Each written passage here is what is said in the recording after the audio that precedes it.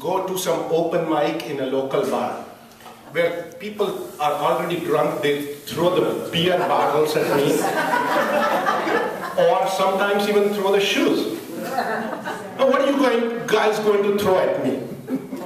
These mango glasses or those coffee cups? And half of you can't even bend down along with me to take your shoes off.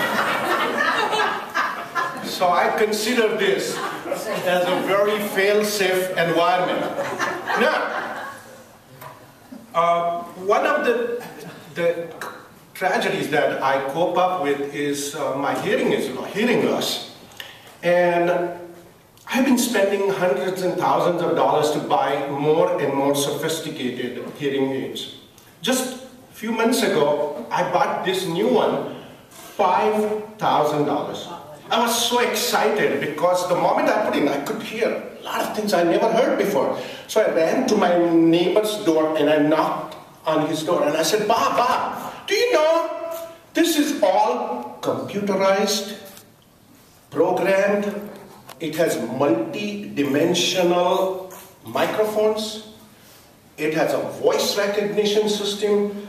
First time I'm able to hear everything crystal clear. So Bob asked me what kind it is. And I said, 12:15.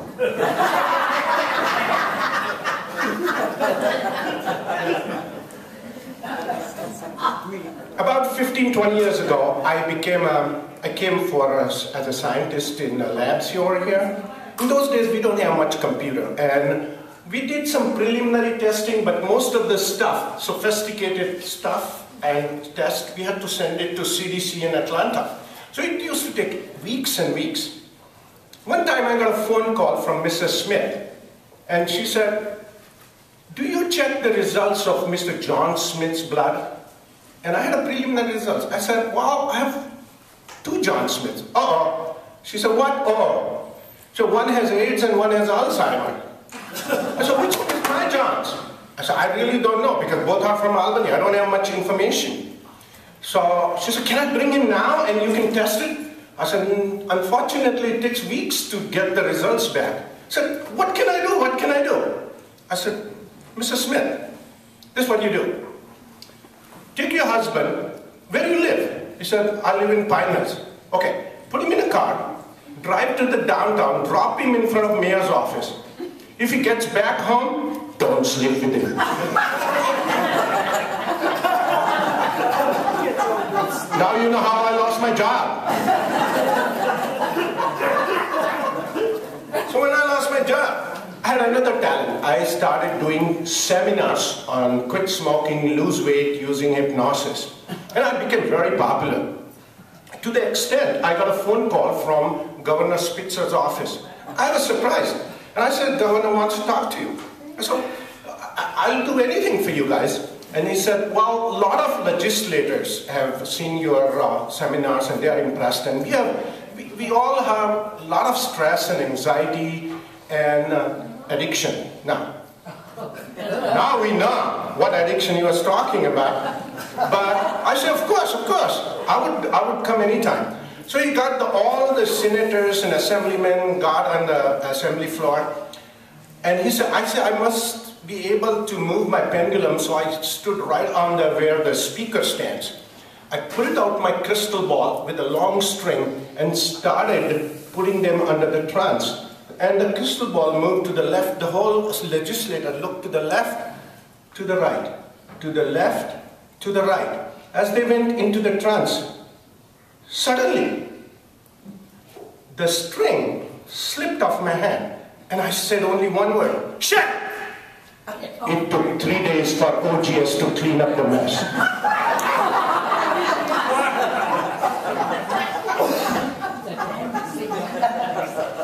Everyone knows politicians stink. Yeah.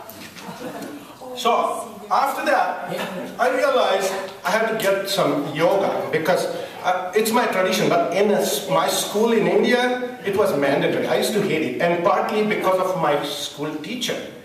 My teachers, here, to get a yoga certificate, very easy. couple months. In India, you have to go in a monastery, ashram, eat raw food, sleep on the floor, and do yoga 5 times. 12 years, all in silence. After 12 years, you come in front of the elders, the gurus, and make one statement. Based on that statement, they will decide whether you need to repeat or you are qualified yoga teacher. So my teacher, the school teacher, he was there for 12 years. And he did all the stuff. After 12 years, he made one statement. Food is lousy here. So the guru got mad and said, go back. After another 12 years, he said, why we have to sleep on the floor? What's wrong with the mattresses? They said, go back. After 36 years, he comes back and makes one statement. That's it, I quit. So the guru looks at him and said, go ahead. All you do is complain, complain, and complain. Your chronic complainer came to my house. And constant complainer was my tragedy to start with yoga.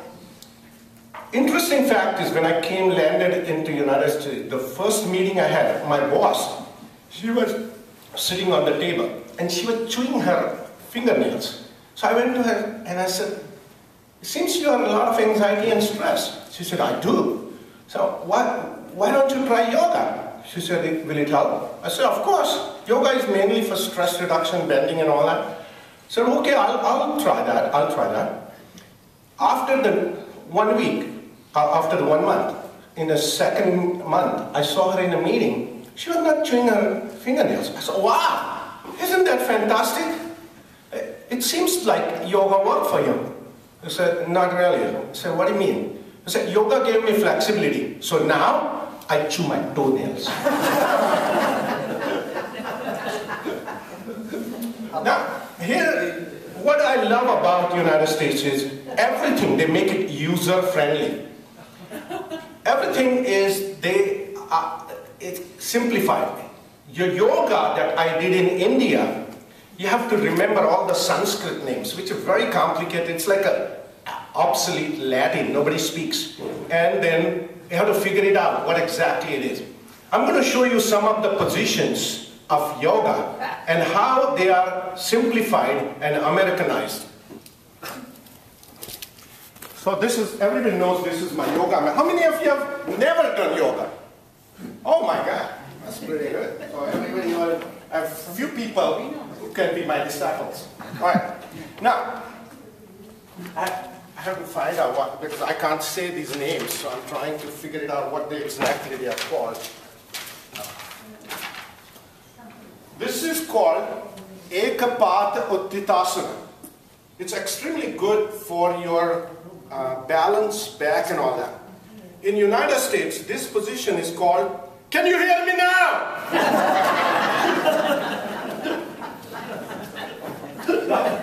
Another one is called Adho Mukha Utthitashana. I'm lying down now and I'm looking at this.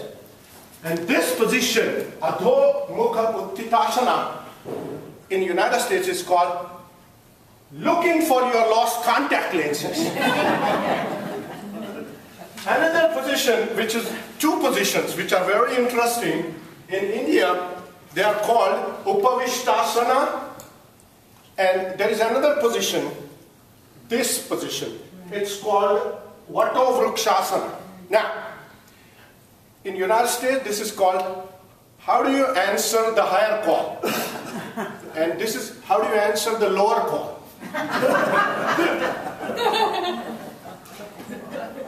The second last position I'm going to show you is very difficult because I have to put both the legs up and stick my face right up here, which I can't do that much. But this is the very difficult position. Your both legs are here, your tongue is sitting right in the middle. And it is called Upavishta Prashtakonasana, whatever that is. In the United States, this position is absolutely unique. Why? Because they borrowed the phrase from Taco Bell. Think outside the box.